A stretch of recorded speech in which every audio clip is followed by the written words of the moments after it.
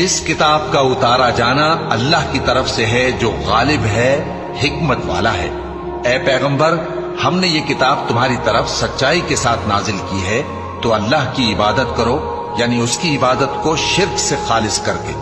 دیکھو، خالص عبادت اللہ ہی کے لیے زیبا ہے، اور جن لوگوں نے اس کے سوا اور دوست بنائے ہیں وہ کہتے ہیں کہ ہم ان کو اس لیے پوجتے ہیں کہ وہ ہم کو اللہ کا مقرب بنا دے۔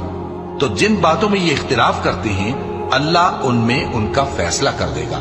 بے شک اللہ اس شخص کو جو جھوٹا ناشکرا ہے ہدایت نہیں دیتا۔ اگر اللہ کسی کو اپنا بیٹا بنانا چاہتا تو اپنی مخلوق میں سے جس کو چاہتا منتخب کر لیتا۔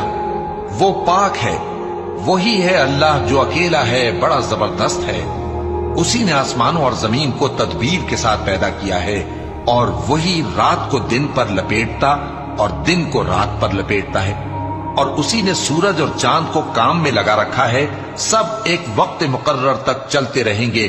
دیکھو، وہی غالب ہے، بخشنے والا ہے۔